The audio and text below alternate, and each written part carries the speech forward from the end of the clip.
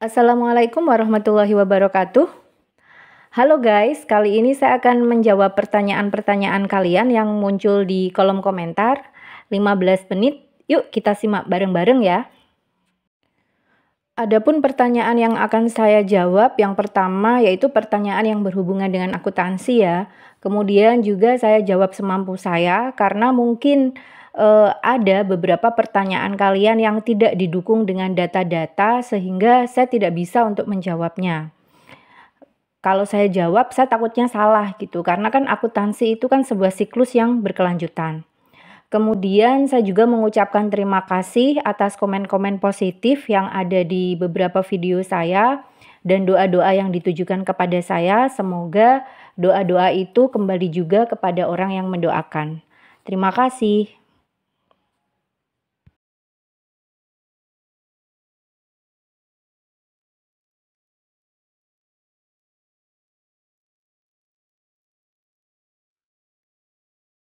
Kalau tidak ada nomor akun, cara menentukan laba rugi dan neraca bagaimana ya, Kak? Nah, ini berarti kalian harus menentukan jenis akun, kalian amati, diamati, yang kategori pendapatan dan beban, maka masuk laba rugi, gitu ya.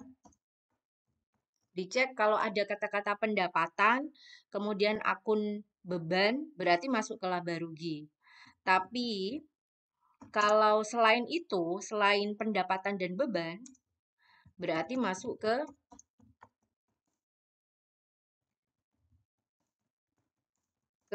kolom neraca. Nah, kebetulan pertanyaan ini adalah pertanyaan yang ada di video saya di kertas kerja. Begitu ya, cara menentukan mana yang masuk kolom laba rugi dan kolom neraca. Kalau tidak ada nomor akunnya, berarti pendapatan dan beban. Lihat nama akun yang depan. Pendapatan dan beban itu masuk kolom laba rugi, sedangkan selain itu masuk kolom neraca.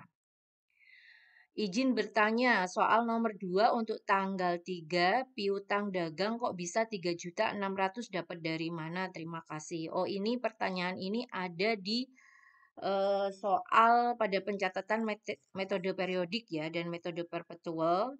Di soal pada video ini itu menjual barang dagang sebesar 4.500.000 di mana si penjual hanya menerima 20%-nya saja sehingga timbul akun piutang kan. Jadi akun piutang kok bisa 3.600.000 itu dapat dari mana? Dapat dari 80% kali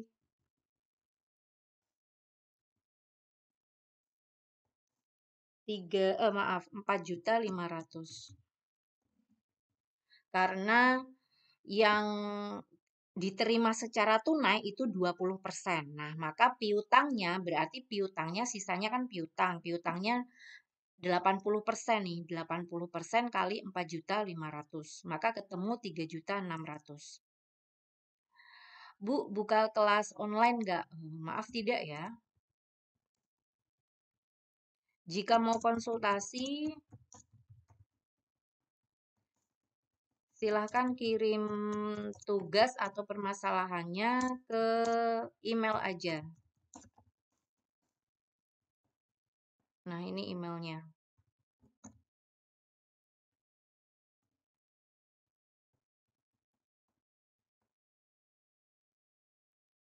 Oke. Bu, izin bertanya, kalau di soal penyesuaiannya tidak ada ketentuan metode, itu kita pakai ikhtisar laba rugi atau metode HPP, dan juga apakah penggunaan metode tadi tergantung pada penggunaan metode pada saat membuat jurnal. Sebenarnya nggak ada, seharusnya dijelaskan ya di soalnya mau pakai metode apa, tapi kalau saran saya, jika tidak ada ketentuan menggunakan metode ikhtisar atau HPP, saran saya gunakan metode ikhtisar aja, itu yang paling simple. Itu kalau saran saya ya. Jika, sekali lagi ya, jika di soal tidak direkomendasikan untuk menggunakan metode apa, nah gitu ya, dalam membuat kertas kerja. Tapi kalau di jurnal penyesuaian tergantung ya. Kalau untuk perusahaan dagang, nah ini biasanya untuk perusahaan dagang menggunakan metode HPP, sedangkan perusahaan jasa metode ikhtisar. Tapi ya perusahaan dagang bisa aja sih menggunakan metode ikhtisar, tapi kan tergantung soalnya sih biasanya. Jadi tergantung soalnya juga ya. Kenapa ya? Kadang di jurnal umum itu ada nama akun perlengkapan, tapi kadang juga beban perlengkapan. Bedanya apa? Ini beda sekali ya. Perlengkapan itu adalah harta yang bisa digunakan kurang dari 1 tahun. Nah,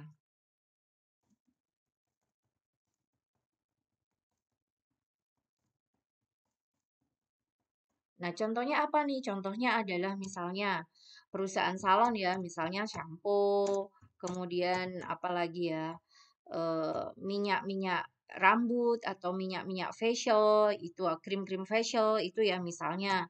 Nah, sedangkan untuk beban perlengkapan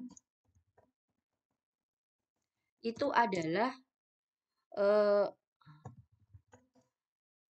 biaya atau beban yang timbul karena perlengkapannya berkurang. Nah, berarti kan kayak shampoo selama periode itu kan pasti dipakai ya di perusahaan salon di perusahaan salon ya di jasa salon shampoo-nya dipakai, krim-krimnya dipakai. Nah, di akhir periode kan dihitung nih. Krimnya sisa berapa nih, samponya sisa berapa. Nah, itu dihitung.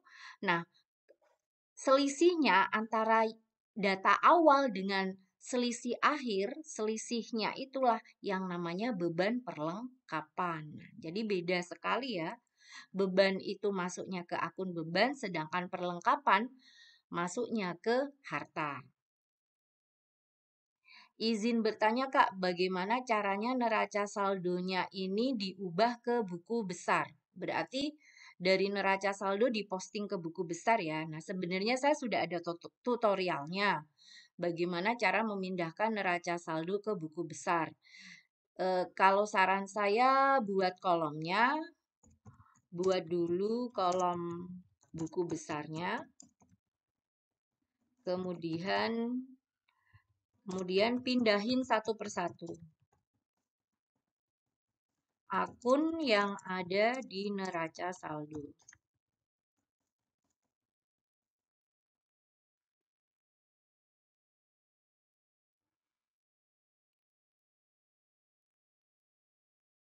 Terima kasih. Bu, saya ingin bertanya, jika ada soal dijual barang dagang 8 juta dengan syarat 2/10 N/30 yang harga pokoknya 6.800.000 dan beban angkut 250.000, pencatatannya bagaimana? Nah, saya mau jawab ini bingung. Saya kembalikan dulu ya, semoga dibalas lagi. Mau secara periodik atau perpetual. Nah, jadi ada dua cara dalam mencatat penjualan barang dagang yang diketahui harga pokoknya. Dia bisa dicatat secara periodik atau perpetual. Nah, dilihat videonya secara lengkap ya, itu sudah saya jejerkan perbandingannya bagaimana cara mencatat secara periodik atau perpetual. Atau bisa komen, balas komen saya ini lagi, periodik atau perpetual. Nanti kalau ketemu lagi akan saya bahas. Membayar asuransi termasuk akun yang mana, Kak? Membayar asuransi bisa masuk ke beban asuransi atau asuransi dibayar di muka. Nah, tergantung nih akun yang dibuka apa. Setiap soal kan beda-beda akunnya.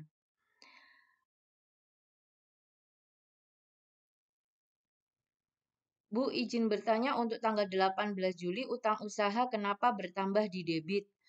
Pada soal yang kamu tanyakan tanggal 18 Juli itu utang usaha tidak bertambah ya. Pada tanggal 18 Juli itu utang usaha berkurang. Jadi pada tanggal 18 Juli perusahaan kan melunasi utang nih.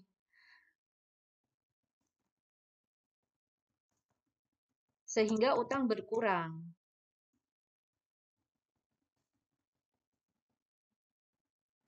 Nah, utang berkurang ada di posisi debit.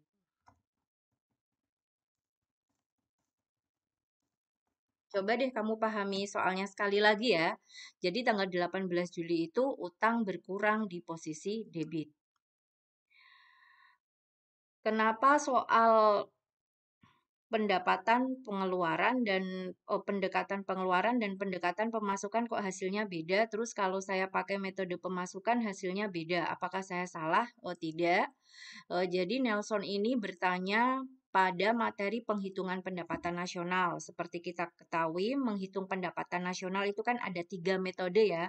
Metode produksi, metode pengeluaran, dan metode pemasukan. Nah, jadi kenapa hasilnya beda? Eh, karena tiap komponen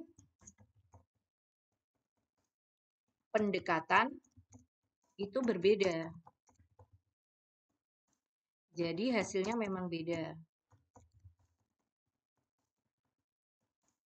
Seperti yang kita tahu ya, untuk menghitung pendapatan nasional menggunakan metode pengeluaran, berarti kan komponennya adalah konsumsi, investasi, pengeluaran pemerintah, ekspor, dan impor. Sedangkan komponen untuk menghitung pendapatan nasional metode pemasukan, itu berarti kita lihat dari rent atau sewa, upah, bunga, dan terakhir adalah profit atau laba perusahaan. Jadi memang berbeda-beda hasilnya karena komponennya juga berbeda-beda.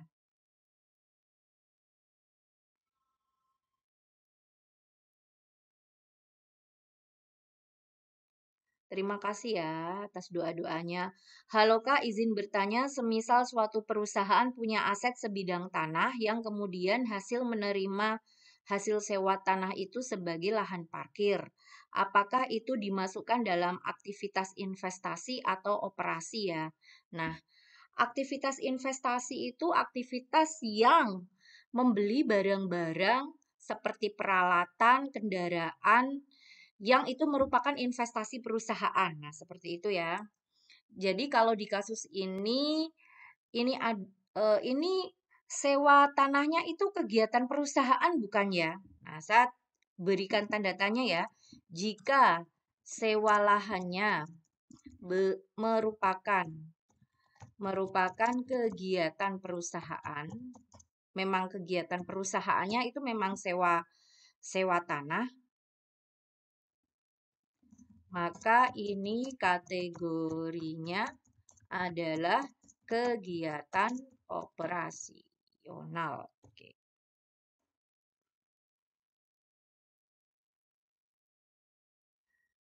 Pertanyaan selanjutnya, kalau misalnya selisih nol gimana, Bu? Nah, selisih di mana nih? Selisih apanya nih? Selisih di bagian mana nih? Di kertas kerjakah di kolom neraca atau selisih di mana? Nah, jika memang selisihnya nol di kolom neraca atau kolom laba rugi, berarti perusahaan itu tidak mengalami laba juga tidak mengalami rugi alias break even point. Jika selisih nol di kolom neraca dan laba rugi,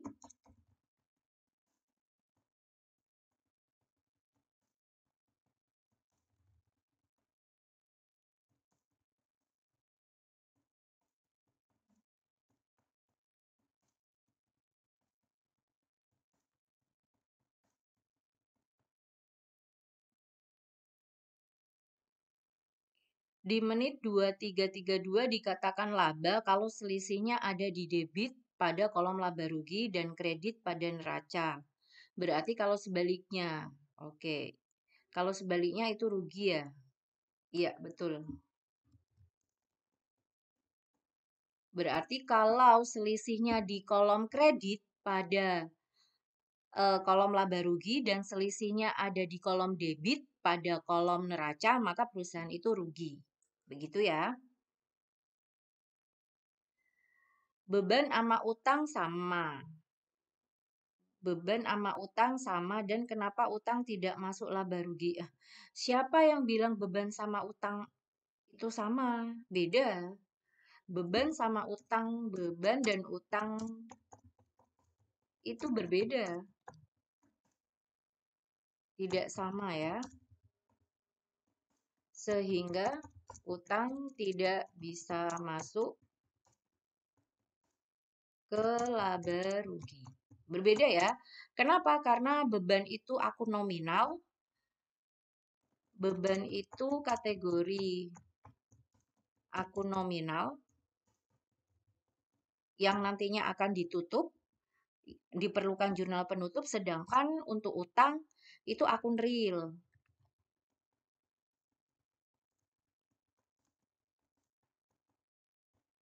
Akun real tidak memerlukan penutup, tidak memerlukan jurnal penutup karena akan digunakan untuk periode yang akan datang, gitu ya.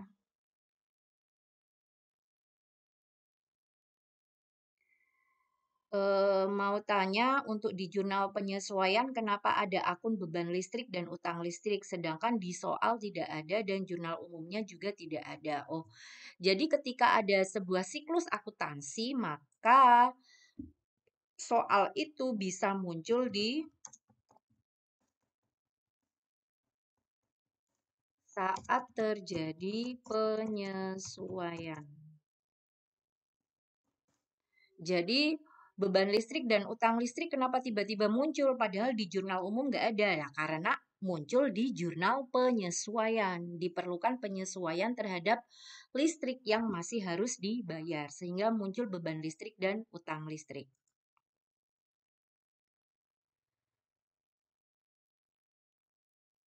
Oh iya, saya mohon maaf ya untuk bimbingan secara online itu saya belum bisa karena keterbatasan waktu saya. Jika teman-teman mau konsultasi, silahkan kirim aja via email permasalahan atau tugas-tugasnya dikirim ke email saya. Ini emailnya.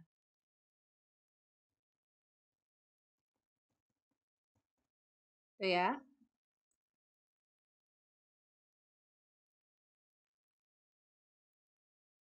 Bu, ini yang 100-nya dari mana? Sebentar ya, saya cek dulu ya.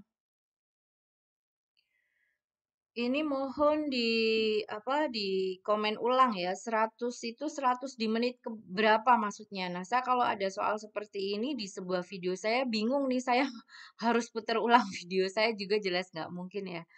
Jadi kalau saya bisa narik gitu kan lebih cepat gitu. Narik ke menit berapa nah gitu. Tolong disertakan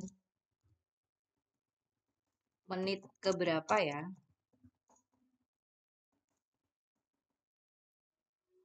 Insya Allah kalau diberitahu menit ke berapa pasti akan saya review di menit tersebut gitu ya. Jika nama akun kas ada yang minus, dimasukkan ke kredit atau debit. Nah, ini maksudnya apa? Nama akun kas ada yang minus.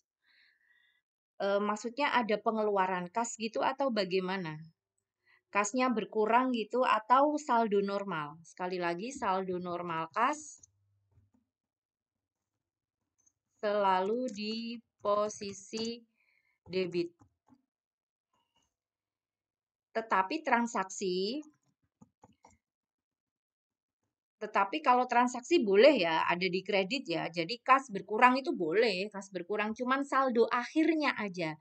Di akhir nanti saldo kas harus ada di posisi debit gitu aja.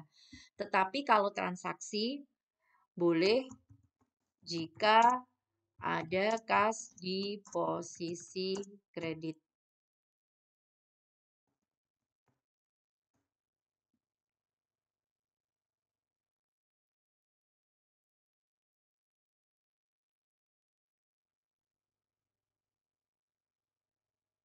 Jadi kas minus itu saya bingung menanggapinya ya, makanya kalau disertakan soalnya lebih enak.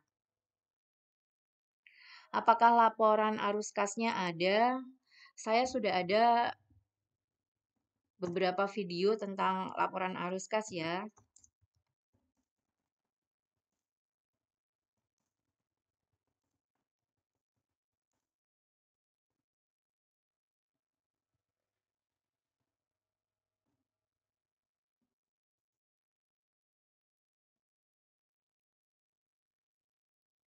Halo Kak, izin bertanya, saya mengerjakan laporan arus kas yang di video penjahit Fitri dengan mengikuti video ini, namun terdapat kendala selisih 100.000 dengan jumlah akhir kas. Padahal saya sudah memasukkan komponen yang sesuai dengan yang diajarkan, mohon balasannya. Aduh lah, saya ya harus tahu pengerjaanmu. Coba cek, atau coba email aja. Coba cek pekerjaanmu. Ya kalau kayak gini kan saya harus tahu ya pekerjaannya seperti apa ya. Coba cek pekerjaanmu atau email ke saya ya. Ke tadi, email yang sudah saya publikasikan tadi. Atau silakan dilihat deskripsi pada channel YouTube saya. Kak, cara mengerjakan jurnal penyesuaiannya gimana? Maksudnya asal jurnal penyesuaian. Oh, dari soal. Dari soal sudah disediakan.